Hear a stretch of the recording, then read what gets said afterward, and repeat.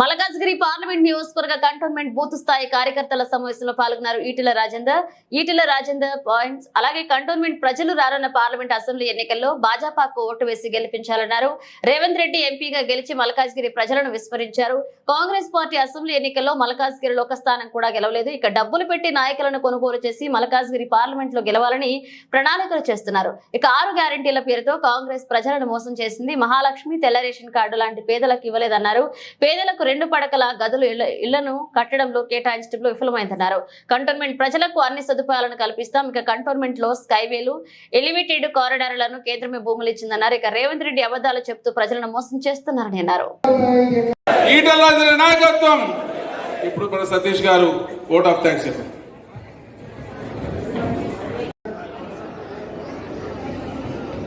13వ తారీఖు నాడు ఎన్నికలు జరగబోతుంది. అంతటనేమో ఒక పార్లమెంట్కే ఒక, కానీ కంటోన్మెంట్ మాత్రం ఒకటేమో ఎంపీకి. ఆ ఏర్పాటు పెద్దలు గతంలో పార్లమెంట్ పోటీ చేసినటువంటి నాయకులు పెద్దలు రామచంద్రరావు గారు ఈ నియోజకవర్గం మాంకాళ జిల్లా కింద వస్తుంది. ఈ మాంకాళ జిల్లా అధ్యక్షుడు వేణుగోపాల్ రెడ్డి గారు, నాగేష్ గారు, అందరి పేరు గౌతమ్ దీపక్ గారు వచ్చి రావాలన్న మళ్ళీ కలిసినకి అందరికి పేరున వేదిక మీద ఉన్న పెద్దలకు దేనికైనా మేమే. పోయినసారి మన ఎంపీ ఎవరు ఒక రేషన్ కార్డు ఇవ్వలేదు. అందరికీ వెంటనే రేషన్ కార్డు ఇస్తాను. దానికి రూపాయి ఖర్చుకు లేదు. ఎట్లాగో మనకు అందరికీ వైట్ రేషన్ కార్డ్సే కాబట్టి, వైట్ రేషన్ కార్డు లేకుండా కూడా పిఎం వస్తుంది కాబట్టి చదువుకోవడానికి పోయినా ఓ పెన్షన్ కోసం పోయినా, రేపు మహిళకు 2500 రూపాయల కోసం పోయినా, డబుల్ బెడ్రూమ్ కోసం పోయినా, దేనికి పోయినా ఏమడుగుతారు? వైట్ రేషన్ కార్డు అడుగుతారు. ఇవాళ వైట్ రేషన్ కార్డు ఇచ్చిందా? మరి మనకు ఇచ్చిందామా? వైట్ రేషన్ కార్డు కూడా ఇవ్వలేదు. 2. మూడవది, మన బస్తీలలో రెక్కాడితే కానీ డొక్కలేని వాళ్ళు ప్రతినిత్యం 10 ఇళ్లలో అంట్లు తోమపోయేటోళ్ళు కావచ్చు, 10 ఇళ్లలో బట్టలు ఉతికే వాళ్ళు కావచ్చు, లేదా కూలి పని పోయేటోళ్ళు కావచ్చు, కూరగాయలు అమ్ముకొని, పండ్లు అమ్ముకొని, చేపలు అమ్ముకొని, కలుగులు అమ్ముకొని, ఏ సీజన్లో కదా అమ్ముకొని బతికేటువంటి ఆడుతుంది కావచ్చు. వాళ్ళకి ఏమి ఇస్తాను తెలుసా? అలాంటి పేదవాళ్ళకు, రెక్కల కష్టం నమ్ముకొని పనిచేసే వాళ్ళకు 12,000 రూపాయలు ఇస్తా అని చెప్పింది సమాచారం. 2,000 రూపాయలు ఇస్తాను. ఇచ్చిందా? ఎవరికి? ఆటో నడుపుకున్న వాళ్ళకి ఏమి ఇస్తా అని చెప్పి చూసిందా? ఆటో నడుపుకునే ప్రతి ఆటో యజమానికి, ఆటో డ్రైవర్కు ప్రతి సంవత్సరం 12,000 రూపాయలు ఇస్తా అని చెప్పి ఇచ్చిందా? ఇవ్వలేదు. అంటే ఇట్లా ఆనాడు ఈ రేవంత్ రెడ్డి కాంగ్రెస్ పార్టీ వచ్చేది లేదు ఇచ్చేదని చెప్పి అనేక రకాల హామీలు ఇచ్చింది. పేరుకేమో 6 గ్యారెంటీలే కానీ 66 సమస్యలు పరిష్కరిస్తానని చెప్పిండు. అరచేతిలో వైకుంఠం చూపించిండు. కానీ ఇంతవరకు ఒక్క బస్సులలో ఫ్రీ తప్ప ఇంతవరకు ఏమీ రాలేదు. ఇవ్వాలంటే మొన్న కదా అని చెప్పి 3 నెలలు అని చెప్పి 100 రోజులతో కోపడుతుంది తప్ప ఇంకొక 2 నెలలు కనుక గడిచిపోతే ఏమయ్యా నీకు ఇచ్చింది 5 ఏళ్ళకే కదా, నీకేం 50 ఏళ్ళ అధికారం వేయలే కదా, ఎప్పుడు ఇస్తావు అని చెప్పి అడిగే పరిస్థితి వస్తుంది. రెండవది, నారాయణ చూపుడు చాలా దారుణమైనటువంటి గుడిసెలు, దుర్గంధం, మనుషులే నాయకులు ఉండేదని చెప్పి అనుకున్నాను. నేను అంటున్నామా, మీకు తెలుసా కేసీఆర్ 3 దిక్కుల ఇల్లు కట్టించింది. ఓదారు 500, ఓదారు 800, ఓదారు 1000. ఈ అన్ని ఇళ్ళు కూడా కేంద్ర ప్రభుత్వం నరేంద్ర మోడీ గారు అర్బన్ హౌసింగ్ కింద శాంక్షన్ చేస్తే వాటికి డబ్బులు కలేసి కట్టింది తప్ప కేవలం కేసీఆర్ కట్టించింది కాదు. 10 ఏళ్ళు వచ్చింది. మీ పక్కనే ఉన్నది IDH కాలనీ.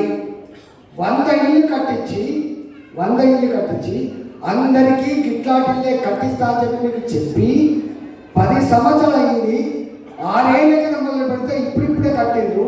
కొన్ని మాత్రం ఇచ్చిండ్రు, కొన్ని మాత్రం వీళ్ళకి భయపడ్డరు. వాటికి కూడా పేదోళ్ళ దగ్గర కొంత బ్రోకర్లు డబ్బులు వసూలు చేసి చెప్పి ఆరోపణ.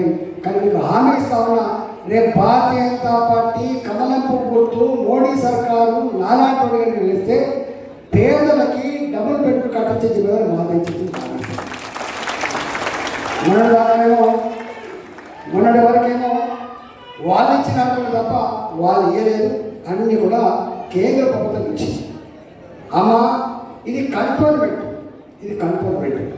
ఈ కంటోన్మెంట్లో జరిగే పనులన్నీ కూడా రాష్ట్ర ప్రభుత్వం ఇచ్చే పైసలు కాదు. మీరు కట్టిన పనుల పైసలు కావచ్చు, లేదా కేంద్ర ప్రభుత్వం ద్వారా వచ్చే పైసలు తప్ప ఇక్కడ ఒక్క రూపాయి కూడా రాష్ట్ర ప్రభుత్వం ఇవ్వదు. ఉల్టా మనకు 90 లక్షల ఇళ్ళలో 9 లక్షల ఇళ్ళలో నీళ్ళ కోసం డబ్బులు కడితే దాంట్లో కూడా దండి కొట్టి 50 లక్షల మాత్రం నీళ్ళు సప్లై ఇస్తే తప్ప 90 లక్షలు. కానీ మీకు హామీ ఇస్తున్నా, రేపు ఢిల్లీలో వచ్చే సర్కార్ మోడీ సర్కార్ కాబట్టి, కేంద్ర ప్రభుత్వం భారతీయ జనతా పార్టీ అధికారం ఉంటుంది కాబట్టి, రేపు ఆ నీళ్ళ సమస్య పరిష్కారం కూడా తప్పకుండా మేమే చేస్తామని చెప్పి ఆలోచిస్తాం.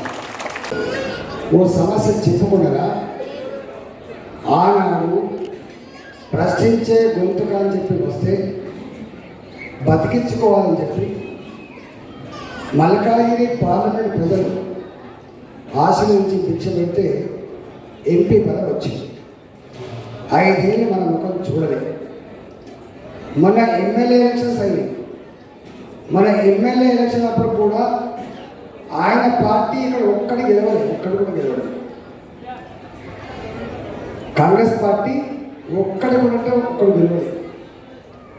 ఇవాళ మళ్ళీ వచ్చి ఇది నా పార్లమెంటు, ఇది నా సెంటిమెంటు, బయట ఎక్కడైనా ఓడిపోతే ఏం కాదు, కానీ ఇక్కడ మాత్రం కాంగ్రెస్ పార్టీ ఓడిపోవద్దు, మీరు ఎంతమంది నాయకులైనా కొనుగోలు చేయండి, ఓటుకు ఎన్ని రూపాయలు ఖర్చు పెట్టండి, కానీ తొండి చేయండి. కేసీఆర్ ఆనాడు ఏం చేసిందో అవన్నీ మీరు మనం చేద్దాం, గెలుద్దామని చెప్పి ఇవాళ ఆలోచన చేస్తున్నాడు.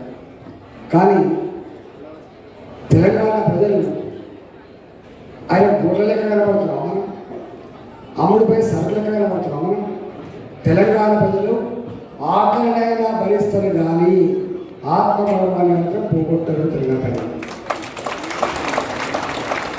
అందుకని మొన్న అంటేనేమో ఏదో కేసీఆర్ మీద కోపం ఉండి చాలామంది గ్రామాల, పట్టణాల్లో కాదు, పట్టణాల్లో ఉన్న ప్రజలేమో బీఆర్ఎస్కి ఓటేసిండు, గ్రామాల్లో ఉన్న ప్రజలు మాత్రం కాంగ్రెస్ ఓటేసిండు. ఎందుకు వేసిండు? నెలకు 2,500 రూపాయలు ప్రతి నెల ఉద్యోగికి ఎట్లయితే ఇస్తారో అట్లనే మహిళలకు ఇస్తా అని చెప్పి, కులం పేరు చెప్పలే, మతం పేరు చెప్పలే, వయసు చెప్పలే, ఎవరికి ఇస్తారని చెప్పలే. తెలంగాణ గడ్డ మీద ఉన్న ప్రతి మహిళ తల్లికి 2,500 రూపాయలు పెన్షన్ ఇస్తానని చెప్పి, అవునా కాదు? నువ్వు ఇట్లా ఓటేయి, నేను ప్రమాణ స్వీకారం చేస్తా, ప్రమాణ స్వీకారం చెయ్యగానే నేను సంతకం పెట్టా అని చెప్పి పెట్టిన అమ్మ మీకు వచ్చిందా? ఇలా ఎవరికైనా 2,500 రూపాయలు లెక్క వస్తున్నాయా? వస్తలేవా?